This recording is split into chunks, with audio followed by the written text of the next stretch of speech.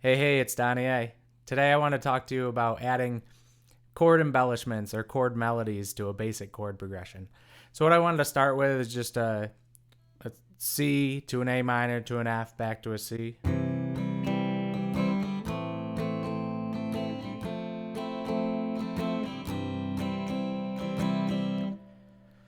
So when you can first play that, you get excited. You're super pumped. I was excited. I wanted to show off that I could play that. Just those open chords. It's awesome to be able to play that at first, but after you've been playing them for a year or two, or maybe even less, you just get a little bored with it. You want to add some flair to it. And this is just easy things that you can do to add a little extra to those chord progressions. So I want to start off with a C chord, and these are just little embellishments that you can do. These little embellishments are going to make you sound like you know what you're doing, which we all want to sound like we know what we're doing. And then it's even better when you actually know what you're doing. So first I just want to start with a C chord. So if you just take a C chord, if you just hit the root note first, it just adds a little extra too.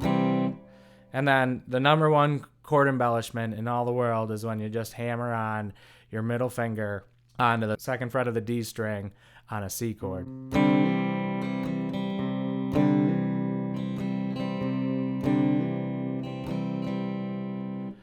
That's in a ton of songs. Maybe it's because I like to listen to some folk music, but that's in a ton of folk songs and a ton of songs out there. It's just a great little easy embellishment to add that everybody's doing, and it goes really well with ones that I'm going to show you in the A minor and the F chord as well, so you can have a cohesive chord progression and it all sounds good together. So that's where we're going to start, is just adding in that one note, that one hammer on. But I'm going to show you what else you can do in a C chord. There's things you can do. You can take your middle finger and you can play it off of the second fret of the G string too. And you can take your index finger off. You can add your pinky onto any one of the top three strings. So the E, B, and G string. You can mess around with it. So that's just the E string. Now we'll do the B string. And then you can add it to the G string, which actually turns this into a dominant seventh chord. So if you're doing something bluesy, that might really work out well for you. This is also a movable shape that you could learn. You can play it up the neck. So definitely a great thing to learn there. But we're just gonna start with that hammer on. And one thing to focus on when you're doing this is, at first when you do the embellishment, you're probably just gonna be doing big strums and that's fine at first. But once you get better at this, you're gonna want to tighten up your strumming and kind of focus on just hitting the string that you're doing the embellishment on, or just the couple strings surrounding it, because it's just gonna accentuate it more than if you were just going to pluck all the strings and try and do it. It's just going to get drowned out a little bit. So you just want to try and just focus on the strings around. And that's more of a dynamic thing that you'll want to work on as you get better. And then if we move to the A minor chord, you have options where you can pick up and lift off your ring finger, and that's going to go really well with what we did on the C chord with our middle finger, with a little hammer on. So this is going to be a hammer on with your ring finger on the second fret of the G string. You also have an option if you want to take your middle finger off and do something similar with a hammer on the D string.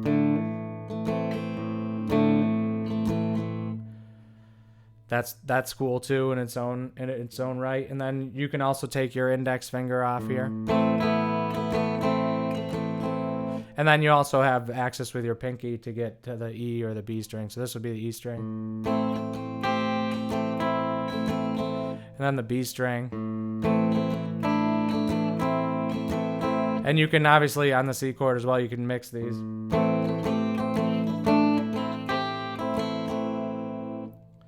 And one thing with the A minor chord that's a little more difficult than with the C chord since your ring finger's all the way over here, it may help if you just shift your hand out a little bit to be able to get your pinky on. Which you don't really need to do as much with the C chord, but if you do it with your A minor, if you're not as used to using your pinky, just help it a little bit by bending your wrist out when you play that A minor. And then if you're going to go to an F chord, so we're playing the F on 3, 2, 1 on the D, G, and B string. I'm muting the high E string, but you don't have to. You could either bar that or you could leave it open. If you leave it open, that could be another little embellishment, or you could just leave it open the whole time. That's going to turn it into a major 7th chord, which is really pretty. And then one thing you can do here that's going to go with our C hammer-on, our A minor hammer-on, is to hammer on your middle finger on the 2nd fret of the G string.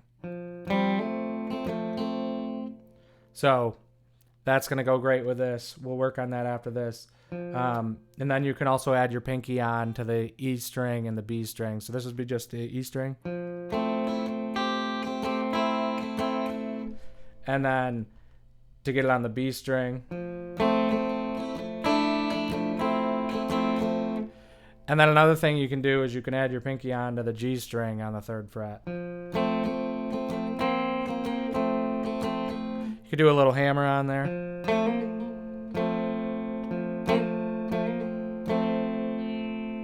It's kind of, I kind of butchered that compared to, you know, that's something that Hendrix would do. I didn't do it the way that he would do it, but you know, that's a little Hendrix-y type vibe to it. So that's some cool things you can do with the F chord. So what I want you to work on is just grab a C chord and then just do the hammer on the middle finger on the D string on the 2nd fret. And then when you get to the A minor chord, I want you to hammer on that ring finger onto the 2nd fret of the G string. And then when you get to the F, hammer on your middle finger to the G string. And then when you get back to the C, just do that hammer on again. So the chord progression C, A minor, F, C.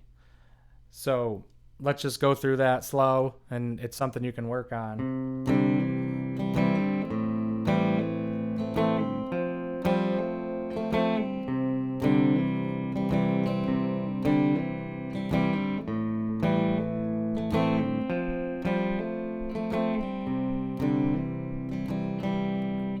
So I want you to work on that, and that's just some of the things that you can do in the key of C. You can really do a lot of different things with all of the open chords. If you get more advanced, you can do this with bar chords too. It's just a little more tricky, a little more difficult to do, but definitely something you want to just work on at your own pace. Mess around with it, play around with chords, start picking fingers up, putting fingers down. Some of it's going to sound good, some of it's going to sound bad. But you can have a lot of fun with this. It can make your basic chord progressions sound a lot better and a lot more pleasing. I hope you like this. I'll talk to you soon.